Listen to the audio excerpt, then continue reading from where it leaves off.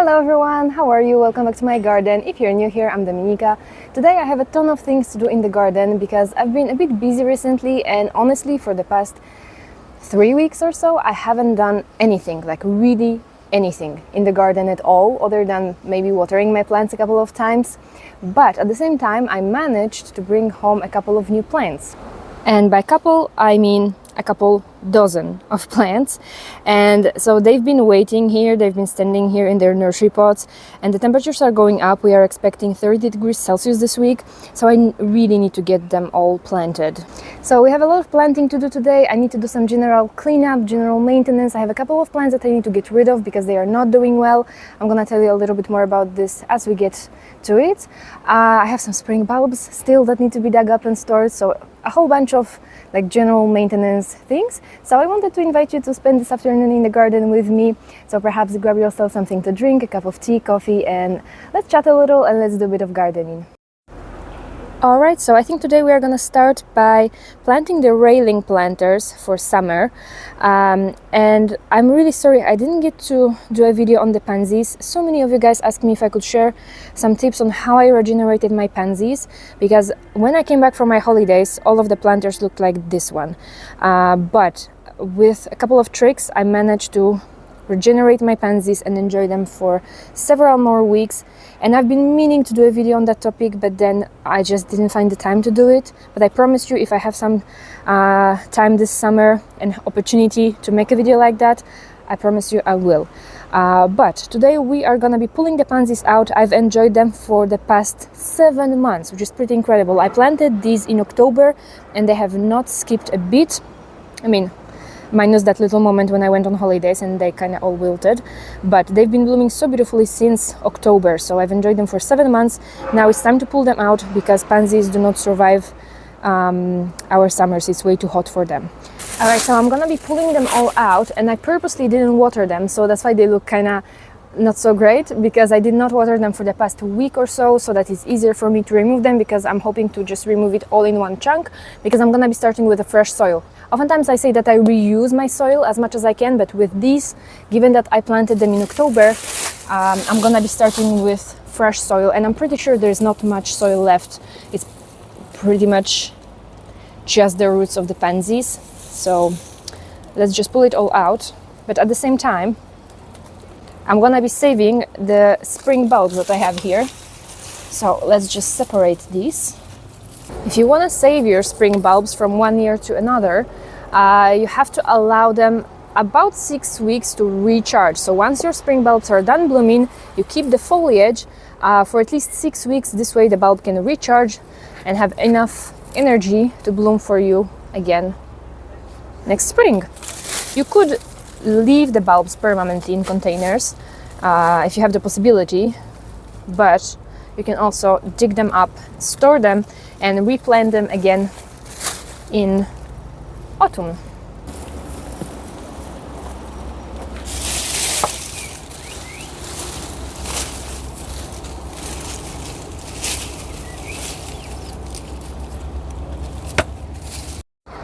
Alright, so before I put my bulbs into storage, I always leave them outside on a plastic tray like this. I leave them to dry, leave them long enough until they are like really dry. You don't want to be placing moist bulbs into storage because then they will surely rot. So make sure they are perfectly dry, like these muscari bulbs over here. I've been drying them for a couple of weeks now. They're perfectly dry, so now I can put them in a paper bag, place them in a cardboard box, and store them somewhere dark and cool.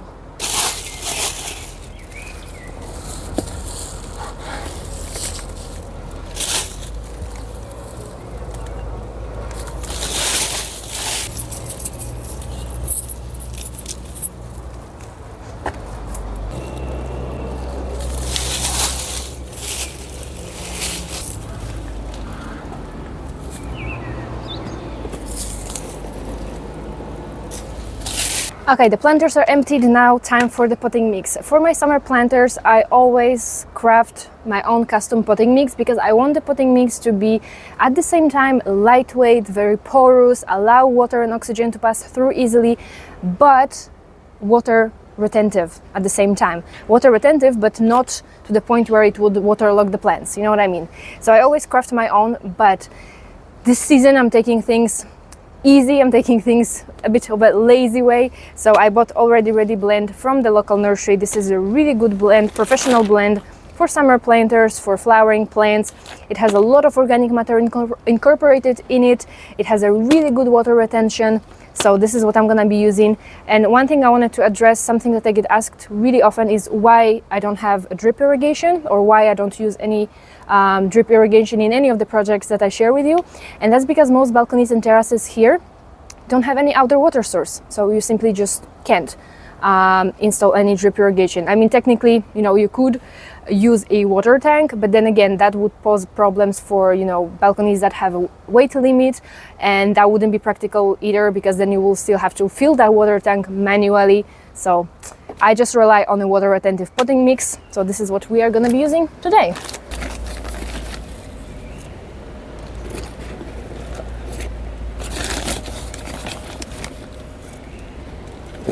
Alright, now I'm going to share with you a trick that I already shared with you in my last video, but in case if you haven't seen it, I always add a couple of handfuls of vermiculite to my summer planters. Vermiculite is a mineral that helps to retain soil moisture, so it acts like a sponge. It will absorb moisture and then release it back to your plants when your plants need it. Alright, so let me share with you my plant choice for this year. Since a couple of years I'm trying to keep it super simple, super low maintenance. Before I used to plant compositions with a lot of different plants, but now I just want simplicity and really low maintenance. I want to enjoy these plants, but I don't want to spend my entire day here taking care of these plants and watering these plants. So my number one choice for shady gardens are always begonias. Begonias are super versatile. You can plant them in full sun, partial shade, full shade. They bloom all summer long. They don't require a lot of maintenance, and they are just so beautiful, and you have so many beautiful ones to choose from. Last year I had this beautiful double blooms begonia that I grew from bulbs, well, from tubers, and I actually ended up giving them away to my grandmother because my grandmother loves begonias as well. And for this year I picked one of my all-time favorite begonia varieties. Let me show you. Alright, so here they are. These are, they look very red on the camera, like they look as red as my nail polish, but they are actually dark pink. These are double bloom begonia semperflorens, and we call them Gustave in here, but when I typed begonia Gustave online, they only show me like French websites, so I'm not sure if they are also called Gustave anywhere else in the world, but just in case, they are double bloom begonia semperflorens. And they come in three different colors. We have this dark pink, we have light pink, and we have whites, and whites come, I think, with brown foliage. And I planted these 1 year in a wicker basket, and I absolutely loved it. They bloomed all summer long until first frost. And I'm gonna be mixing them with these absolutely gorgeous euphorbias. Euphorbia Diamond Frost is one of my all-time favorite plants, and I was very happy that I was able to find this version. So this is a pink version of the Diamond Frost called Shades in Pink.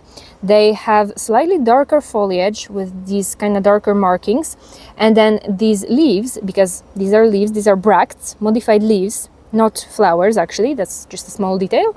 They are pink, pinkish, compared to the white leaves of the Euphorbia Diamond Frost. These are also super versatile. You can plant them in full shade, partial shade, full sun, super resistant, drought tolerant, and they will, well, let's say bloom, right? Because these are technically not blooms, but they will bloom until first frost.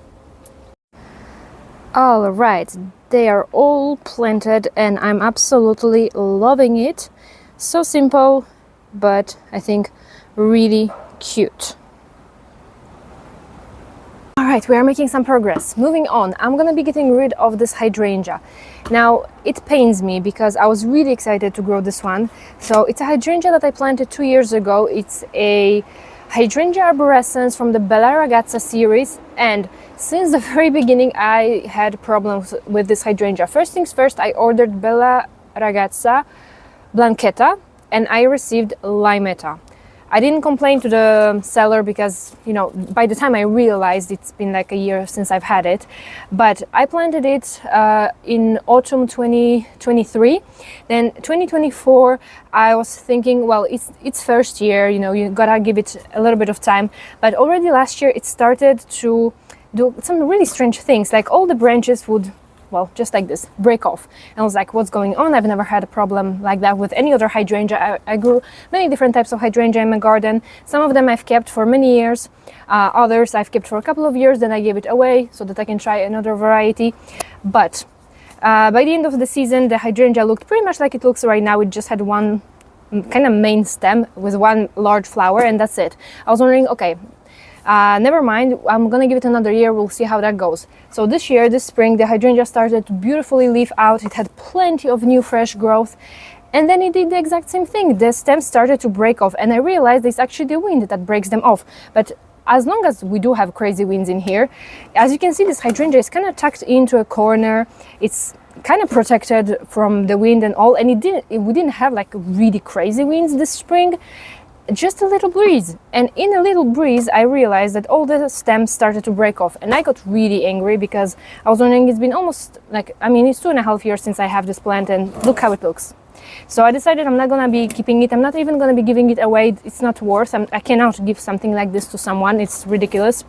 So I decided I'm gonna get rid of it, and I will buy a different type of hydrangea. Now I know that hydrangea Annabelle, because this is an Annabelle type, they are a little bit more fragile. You know, like they have the tendency to flop over and all that. But breaking stems is not something I'm gonna support, because at the end of the day, you know, that's what you end up with, and it's not something you're gonna keep in your garden, I guess. So I'm gonna be taking it out, and I transplanted it into this pot this spring. So I'm gonna keep the soil and all, because it's still fresh soil.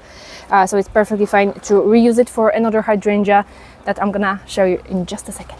And as it happens, we had the most beautiful hydrangeas delivered at work this week, and I just had to take one home with me. I wanted to buy Hydrangea macrophylla because they do really well in my garden. Last year I had to part ways with one of my oldest hydrangeas, Hydrangea macrophylla early blue, that I grew here, and it was just enormous. It reached almost the other end of the balcony. So I wanted to buy a Hydrangea macrophylla that's a little maybe more unique. I was eyeing those with either double blooms or those with variegated leaves, but we've had these delivered at work this week, and they come in many different colors. We've had creamy whites and pinks, and these purple blue ones, and ones that had white petals with just a little red or pink margins. So a really stunning one. So these are from the Surfing Safari series. The exact name is not written anywhere, but that's the Surfing Safari if you're interested in checking them out. So I'm actually gonna reuse the soil fully to plant this new Hydrangea macrophylla. Macrophyllas do really well in full shade, in partial shade, with as little as 1 hour, 2 hours of sunlight, or just filtered light. They do really well. So let's pop it out. I'm gonna shake the excess soil, or maybe not even, because I don't want to disturb it now that it's in full bloom already. Just need to make a little bit more room. And there we go, looking beautiful.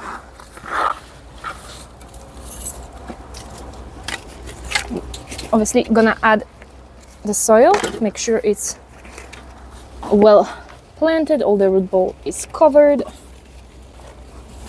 One thing that I didn't buy, because I actually, I bought it spontaneously, but I'm gonna try to keep it blue like I did with my other hydrangea, so I need to buy that soil acidifier. So today I'm gonna just plant it, water it well, fertilize it, and then I will order the soil acidifier and just gonna sprinkle it on top of soil later.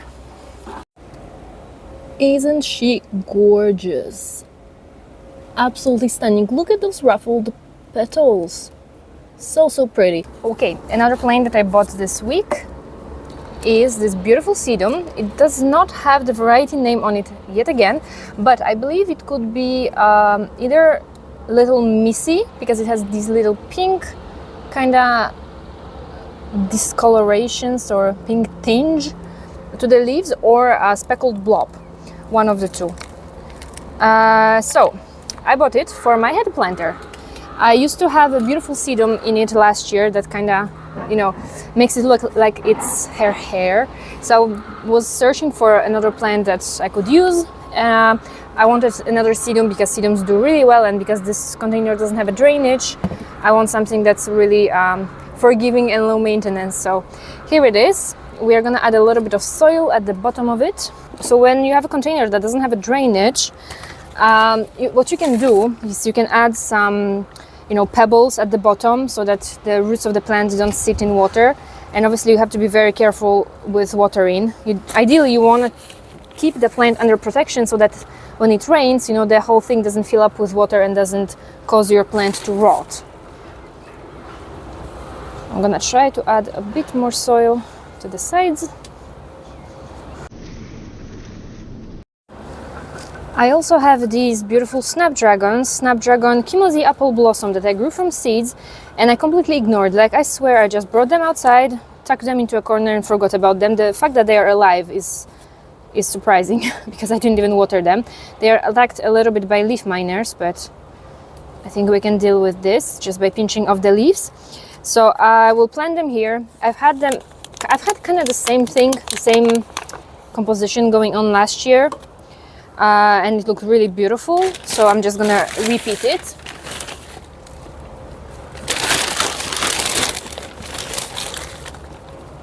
These in all cases are a little bit too damaged, I think, for me to use them. So let's just go with 2 healthy ones. Alright, you guys, it's all done. It was a very productive afternoon. I actually wanted to give you a quick tour of everything, but the wind is picking up. The spring allergies are absolutely killing me right now. I'm sorry.